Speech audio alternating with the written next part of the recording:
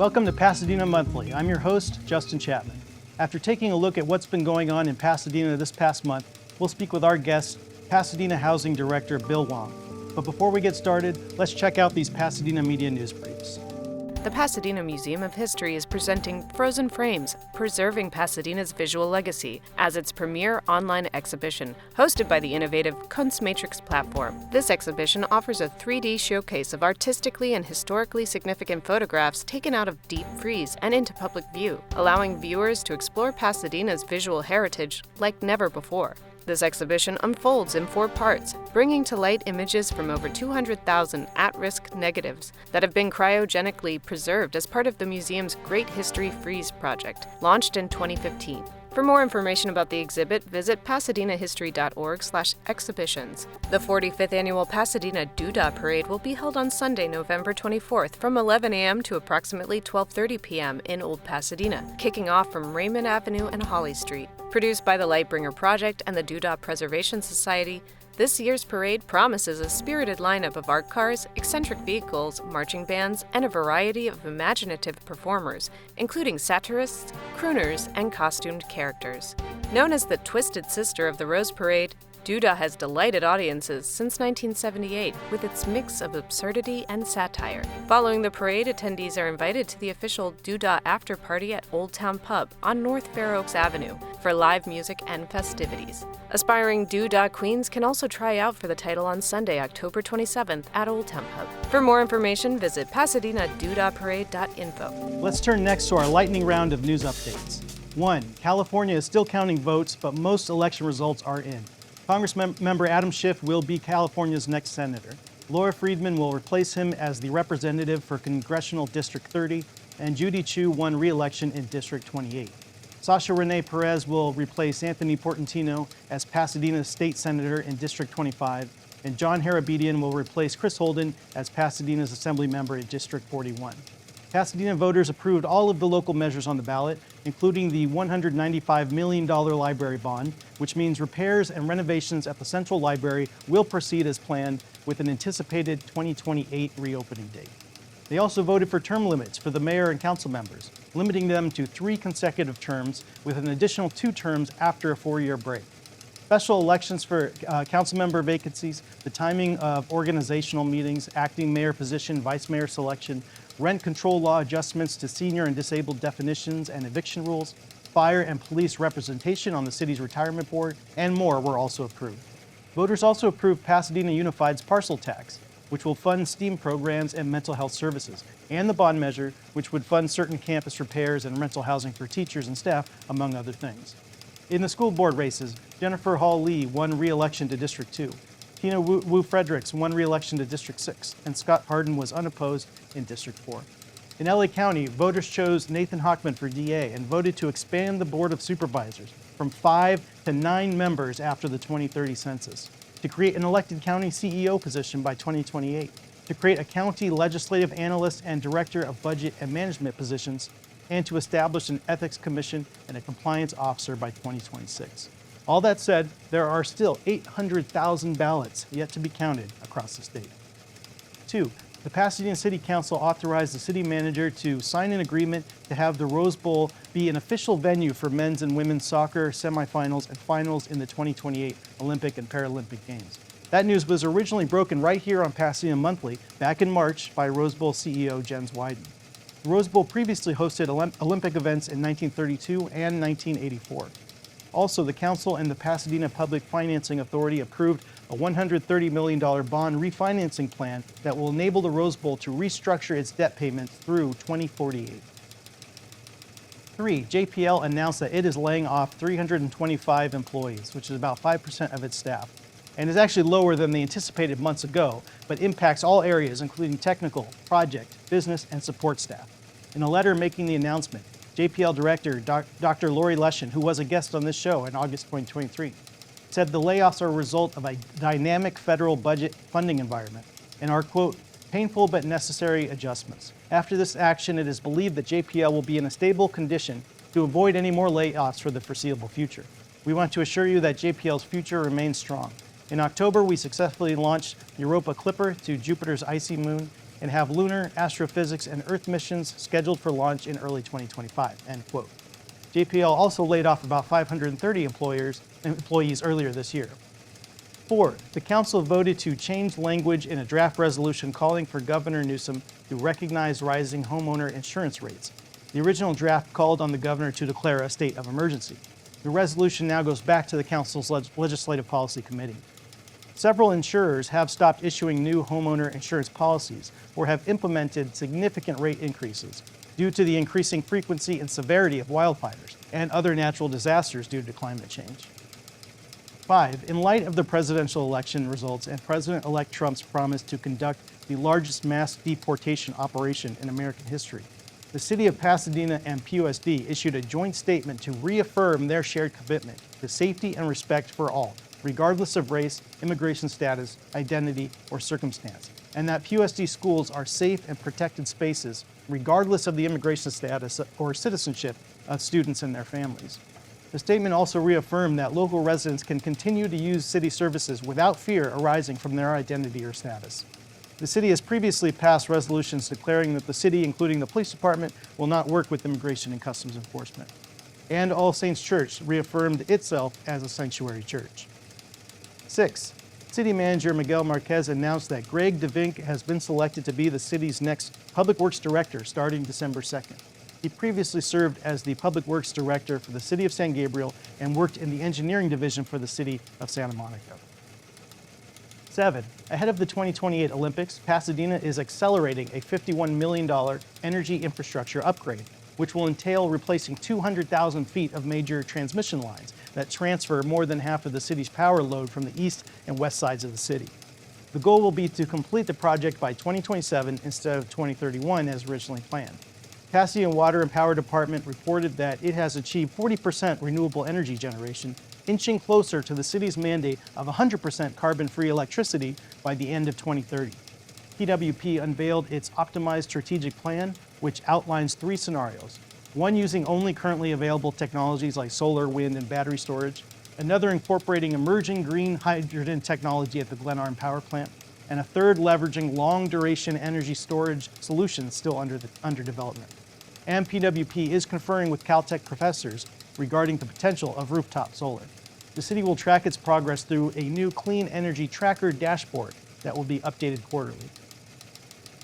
8, the city of South Pasadena closed escrow on 5 historic homes that were previously owned by Caltrans and has now placed them on the market. They will be sold at market rate, and the proceeds will be used to create affordable housing elsewhere in South Pasadena. Hundreds of people visited the homes during an open house last month, and hundreds more houses in South Pasadena, and LA, both occupied and unoccupied, remain under Caltrans ownership. Pasadena is in the process of purchasing 17 vacant properties. 9, city officials from Pasadena Fire, Police, Public Health, Housing, and Public Works led a meeting featuring the city's first comprehensive wildfire evacuation system called Genesis Protect, which uses artificial intelligence to provide early warnings to 3,000 residents in Western Hillsides neighborhoods. The model allows emergency officials to be laser-specific in modeling a fire, predicting wind direction, fuels, topography, and the direction of the fire during specific periods of time. This will help them determine who will have to shelter in place and who will have to evacuate. Genesis Protect will launch early next year. And 10, the Pasadena Planning Department is considering making zoning changes to streamline the city's development review process and modify the pre-development plan review and design review procedures in order to comply with state housing laws while maintaining oversight of major projects. Let's welcome our guest, Pasadena Housing Director Bill Huang. Thank you so much for coming on the show. Thank you, Justin. Thank you for having me. Bill recently announced his retirement effective December 16th. Congratulations. He has been with the city since 2009. His work in affordable housing spanned over 30 years, first as an affordable housing developer and architect, and then in the public sector as the housing director for LA County and Pasadena.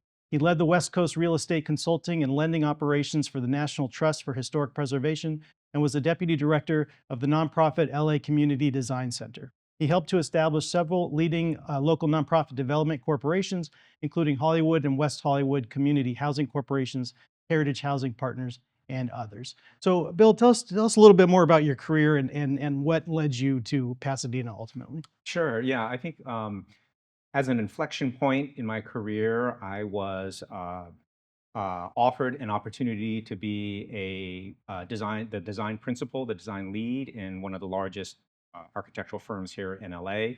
At the same time, there's an opportunity to work for a small nonprofit doing affordable housing development. And so much to my mother's chagrin, I chose the affordable housing route. And really because I felt like I wanted to have a career of service. Mhm. And really having a good career. Now as I look back, I consider my career a good career because I was able to do what I wanted to do and what was important to me, which was to be able to serve. So very quickly I sort of focused on affordable housing, both as a developer and as an architect, and then eventually as a funder through LA County and City of Pasadena funder, sort of policy shaper of Mhm. affordable housing. And so that's how I ended up here. Great. And housing's probably the number one issue on most people's minds. Especially here in Southern California, something that directs people impacts them directly. Is there enough affordable housing in Pasadena, and what can be done to create more? Yeah, that's a real issue. I'm happy to say that I've been part of creating several thousand units of affordable housing here in Pasadena. Of course, not by myself, but Hmm. whole team approach. Um, but right now, as of today, about 10% of all the households in Pasadena live in some form of affordable housing, and um, and that's important, and that's a good number. I think probably there are very other few cities that have that high of a percentage, Sure. but it's not enough, and we know that because we know the statistics that show more and more households are paying high percentages of their household incomes on Mm. housing, 40%, 50%, and more of their household income on housing. And that's unsustainable. Yeah. And then also we know from the affordable housing units and or rental subsidies that become available that the demand is so much more than the available supply. So Right. we know that we need to do a lot more. So what can we do to build more or create more affordable housing? There's generally three ways that affordable housing is created. One is to subsidize it. So either subsidize the development of it or the rents, a Hmm. household's rents, to make them affordable. Another way, and Pasadena does that. The problem is there's not enough subsidy to Right. provide enough affordable housing for everybody who needs it. The other way is to require it. And so Pasadena, for instance, has a program called the Inclusionary Housing Program. Hmm. So 20% of all the units in a multifamily apartment building or condominium building have to be set aside as affordable, or a large in lieu fee, can be paid Hmm. instead. So requiring it is another way. Um, and then the third way is to incentivize it. And so we see that with things like the density bonus. So there are density bonuses where if a developer, for instance, could build, 100 units on a lot, if they agree to restrict 11% to very low income households, then they're allowed to build another 35 units. Mm. So they get 35 more units, but 11 of their units have to be restricted to very low income. So it's kind of a win-win. So society, the public gets these affordable units, and the developer gets more market rate units, which to further their business goals. Mhm. And Pasadena actually does more than a lot of other cities. I mean, that Mhm, 20% is higher than most, right? mhm. Yeah. Yeah, in terms of the inclusionary Right. program, yes, yes. Most jurisdictions don't even have an inclusionary Mm. ordinance. So Pasadena does. It's been very, very effective. Mhm. We have over 600 inclusionary units that have been built, so affordable housing units built through that program by the market rate developers, and then we have more than another 600 units that were subsidized by the fees that were paid by developers who paid the fee instead of Mhm. building the units on site. That money comes to us, and then we use that to build more affordable housing. So it's been very productive. Mhm. But yeah, Pasadena, we try to do a lot here. Maybe a good example would be our housing for our unhoused population. Mhm. So in 2009, 2010, we had over 1,200 persons, unhoused persons, counted in our annual homeless count. Right. And that number was just increasing steadily, had been increasing steadily from year to year. And so we started to really look at what can we do differently to sort of bend that curve. And so um, I think there were three, really big decisions that we made that made a big difference. One was we started to focus on permanent housing Mhm. because it may seem obvious now, but nothing ends homelessness except a home. Right. So you have to provide the permanent housing.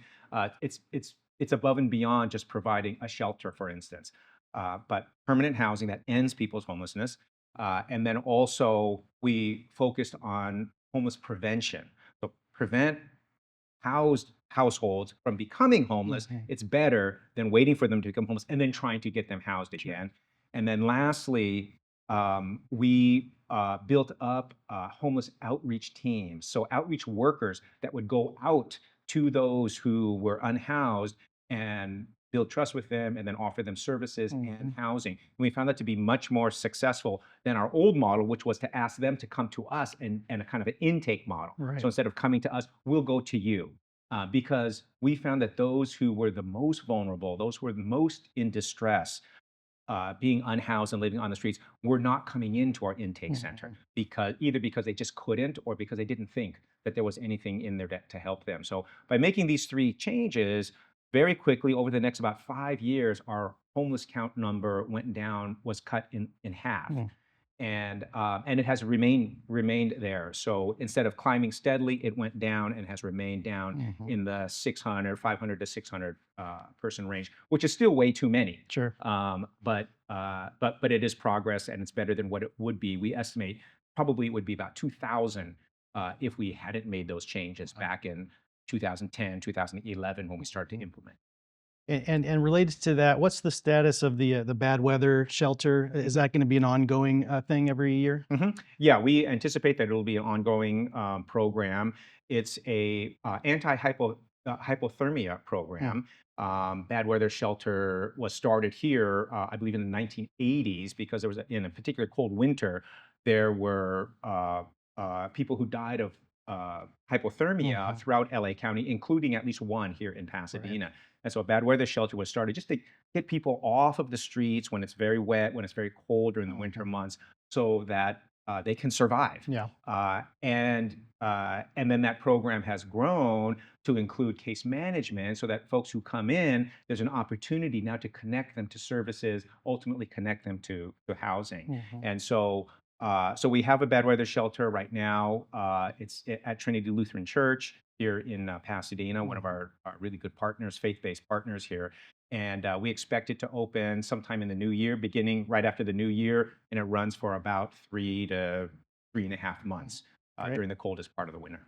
Great. And there's been a big fight, between the state and cities over some housing laws, such as Mhm, SB 50, for example, mhm, and others that wrest some control away from local governments and ease the process of creating ADUs and that sort of thing, mhm. other density projects. Tell us about Pasadena's position on that, and also your thoughts on whether single family residential neighborhoods will be able to be preserved in the long run, or if overpopulation and increased demand means that neighborhoods are on an inevitable path to higher density. Well, I would say that Pasadena is very committed to preserving the character of the single family neighborhoods, and yet also to produce as much housing as possible, both Mhm. market rate housing, but and especially affordable housing.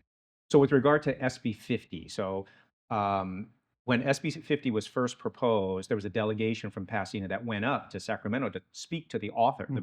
the bill author, and we said we understand why the state wants to basically mandate the city's uh, approval of housing Mhm. projects because a lot of cities were not doing that. Sure. But we've tried to point out to the author that Pasadena does do a tremendous amount of affordable housing, and yet we exert a lot of local control. So we Mhm. do local control and we do housing. So there needs to be a separate category instead of one size fits all of this bill that applies to all the cities as if they're the same. To recognize that there are some cities that are doing a good job of Mhm. producing a good amount of housing and high quality housing. High quality housing comes from the local jurisdictions paying attention, and so we wanted sort of a separate category. There are certain cities, I would say Pasadena, Santa Monica, Glendale, among others, that are doing a lot of housing. Mhm. And yet we know that there are other cities that are actively either not doing housing or trying to oppose Right. additional housing. But unfortunately, we weren't successful in getting a carve out. And so working with Senator Portantino, we killed the bill. For 1 year, we delayed it for 1 to 2 years. When it came back the second time, it was modified, still not where we wanted it to be, but it was modified, and then ultimately it was approved. So Pasadena does follow the state law. So we follow SB 50, but we try to uh, approve housing quickly and thoughtfully, and not put up artificial barriers. On the other hand, um, you know, there was a lot of accessory dwelling unit legislation that came down from the state. So the state had a ADU law that required local jurisdictions to have an ADU ordinance, and and many jurisdictions had ordinances, but some, including Pasadena's, was was written in a way that it didn't produce very many affordable housing units. It was very, very narrow. For instance, Pasadena's ADU ordinance said you could only have an ADU if your lot was 15,000 square feet or larger. Wow. That's 3 times the size of the standard lot. And I believe about only 5% or less than 5% of the single family lots in Pasadena meet that 15,000 square foot requirement. So, and we know that, why do people build ADUs? Usually it's because they either need the space or because they need rental income. Right. But chances are, if you're living on a house in a 15,000 square foot lot, it's probably a nice estate and you probably don't need either. So during the 10 plus years that law was on the books, there were only 2 ADUs that were permitted during the whole time. So in 2016, 2017, the state started to say, no, you have to have a more reasonable ADU law, made it statewide, so it applied to Pasadena. And since 2017, there have been a couple hundred ADU permits that have been issued, and many, many, many that have been built. Right. And so Pasadena's kind of been on both sides of the table, but we do want to produce housing, and we do follow state law. So a few Caltrans homes in South Pasadena have just hit the market. Tell us about the 17 vacant Caltrans houses that Pasadena is in the process of buying. What's the status of that? When do you anticipate seeing those offered to the public, and then talk about the few that might be affordable housing as well? Yeah. So as we know, Pasadena has had dozens of vacant Caltrans homes here. Of course, Caltrans owns hundreds of units. Most of them are occupied, but they've also had dozens that were just vacant and sitting there vacant. And vacant homes are not good for any neighborhood. No. Sit there for decades, right? It's not good for any neighborhood. So we worked with Senator Portantino to pass a bill a couple years ago that requires Caltrans to sell their vacant Caltrans homes in Pasadena to the city of Pasadena for affordable housing. And so what that means, and they have to sell it to us at their original purchase price, which was very low because they've owned these homes for many decades. So the way that affordable housing is produced is either some of those homes could be used as affordable housing, or the homes could be sold as is at market rate, and then the net proceeds would go into an affordable housing fund and would be used to produce affordable housing.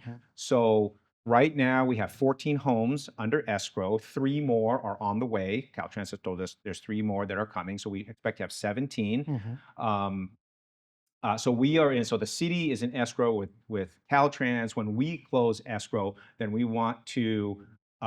need to come with a disposition plan. So we haven't come forward to city council yet on a disposition plan, but we suspect that probably the majority of the units would be sold as is, and then a handful of the units would be sold to a nonprofit affordable housing developer at less than market rate, to be used for affordable housing, most likely affordable first-time homebuyer units. With the, if I remember correctly, with the Pasadena preference, or Yes. home buyer preference. Yes, all of our affordable housing in Pasadena uses a Pasadena preference. Gotcha. Okay. Yeah, And- and as a result, almost all the affordable housing here in Pasadena is used by Pasadena Gotcha. tenants, Okay. Pasadena residents. Yeah. And we know there are a number of other vacant Caltrans homes in Pasadena. Do we know, are those going to be eventually sold to Pasadena, or has Caltrans said what their plans for those other vacant houses? We only have some sort of indirect information on that. That Caltrans has said they're holding some vacant homes back as replacement housing. We don't know exactly what they mean as replacement housing, but we think maybe it's that folks who are in a unit that is in very poor condition might be offered another unit that's in better condition to replace their unit in bad condition, and then maybe Right. then that unit gets offered to the city in the future. We're not sure. Gotcha. But we know that we're moving forward on 17, and that looks really good. And we suspect that the escrow with the city will close, I would guess, around maybe February, maybe February of next year. And then right away, if city council agrees, that we would turn around and then offer them to home buyers at that point. Mhm. And Bill, finally, what the next housing director that comes in, what are the most pressing things they're going to have to work on right away when they assume office? Well, fortunately, we have a really full pipeline of affordable housing projects and programs. We have a safe parking program that we're working to stand up with All Saints Church. We have several projects under construction, so those need to get finished, affordable housing projects under construction. And then we have several sites that have been city-owned sites that have been dedicated for affordable housing. So moving those forward and producing housing, those have the potential to produce several hundred more units. And then, there's always the need to look for more resources. As I said, subsidizing housing is one way to produce the affordable housing, but finding the subsidy and figuring out how to access that and to use it is always a challenge. Fortunately, with Measure A that passed with LA County, that will give us, we know that we will be able to secure some of that funding for affordable housing and homeless services here in Pasadena. But there's always a need for more. And so that person needs to continually look out for resources, affordable housing opportunities. That's what I've been doing for 15 years. And that part doesn't stop. Yeah. Well, Bill, thank you so much for taking the time, coming on the show, telling us about your career and your work. I really appreciate it, and congrats on your retirement. Thank you very much. Thank you, Justin. Really appreciate it. Take Thank care. you. Before we go, here is this month in Pasadena history. It was this month in 1969 when the PCC campus was a hotbed of anti-war activity, including a 3-day moratorium starting on November 13th to protest America's involvement in the Vietnam War. As a PCC history report points out, most of the male students at PCC were eligible to be drafted and sent to Vietnam, but would receive exemptions if they were enrolled in college. The campus held an anti-war film festival, an evening prayer vigil, debates on the merits of the war, and students wore armbands to express their sympathies. One of the debates was held in the football stadium because of the level of interest. It featured 2 political science professors, Dr. Steve Reichart, who was against involvement in the war, and Dr. Richard Vetterli, who supported the war. Thank you all so much for joining me for this episode of Pasadena Monthly. Tune in every 4th Friday of the month at 5 p.m. Learn more at pasadenamedia.org and justindouglaschapman.com. Drop me a line at jchapman@cityofpasadena.net. We'll see you next time.